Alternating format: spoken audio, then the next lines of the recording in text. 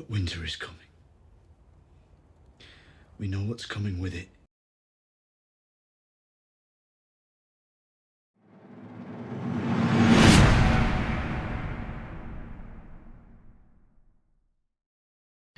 Hi everyone, welcome back to our little UK fish room. So today's video we're going to be talking about insulating the fish room and trying to be as energy efficient as possible with the ridiculous price of electricity and gas in the UK right now.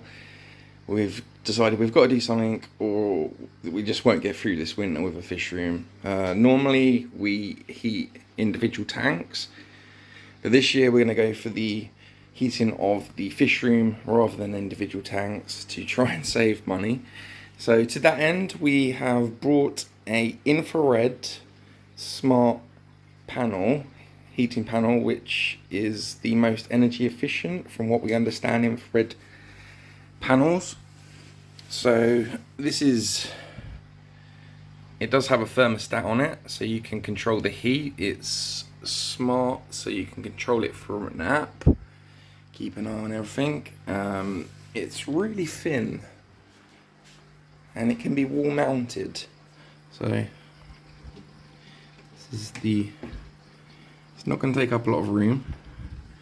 We're thinking we're going to put it here above our sofa. Well, we did have this earmarked for Cory Shrine, but in these difficult times we're going to have to make some sacrifices. The Cory Shrine will not be going up. How dare you! So on top of the new heater we are going to insulate the room. So we're going to show you how we insulate the room. Different ideas might help you guys out if you've got a fish room and you're worried about electricity this year, gas. So let's see how we get on. We've attached it to the wall, as it comes with brackets to attach it to the wall. Very easy to put up, it's very lightweight. Will it do the job though? The only concern is because we're putting it up high, because there's literally nowhere else to put it in the fish room. Will it heat up the bottom tanks? As we know, heat rises. So I guess what we're going to do tonight is to give it a test and see if the tanks reach 25 degrees. So with our internal doors we're just going to put up some bubble wrap on the windows just to give a little bit extra insulation. So we've cut the bubble wrap down to size, and all you do is you just need some water, slightly spray the glass, and you should be able to just stick the bubble wrap straight on and it should stick there for a few months without a problem. It's just these little bits and pieces to make a difference to the heating cost this year.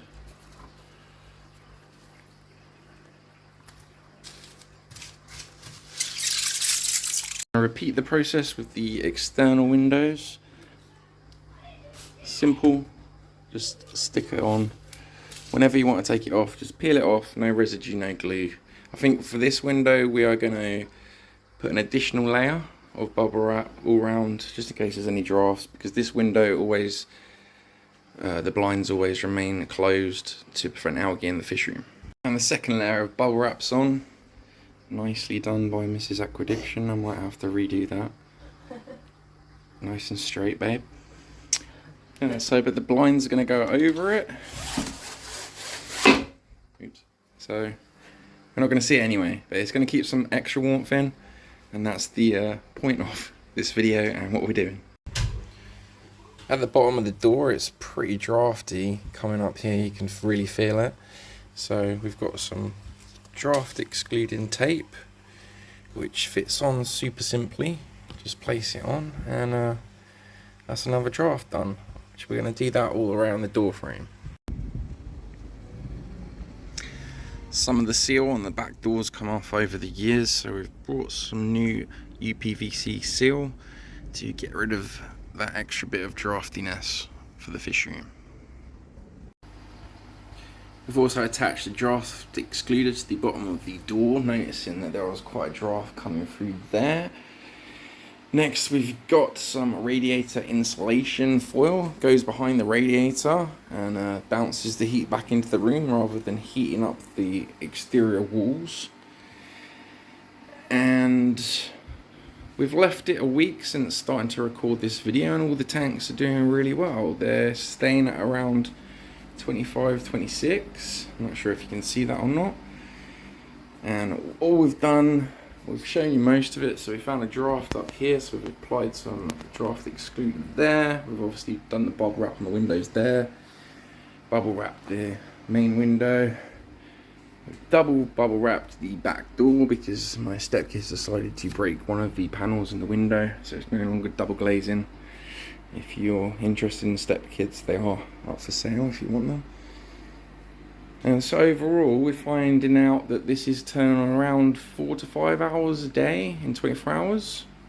So it's working out really well at only 700 watts to heat the entire fish room. Having the tumble dryer in the fish room is also helping massively, because whenever that's on, it literally heats the whole room. Other energy saving tips we've done, we've added lids to all the aquariums to try and keep the water evaporation to the minimum. Therefore the dehumidifier comes on the minimum amount of time needed. And I think that's it. So far it's all doing well. We've got some rice fish, guys. We haven't shown you these. Platinum white rice fish. We are making new ponds in the garden. We'll come back to them. We also have some new corridors. Sorry, I know this isn't the part of the video, but no, they're not around. They're the orange fin. Anyway, guys, that's it for this video. Hopefully, if you have any tips that you think we've missed and might be good, please let us know in the comments. And yeah, we'll catch you in the next one. I think we're doing a fish room, a fish shop tour. Okay, do take care of yourselves, guys, as always. Thanks for watching.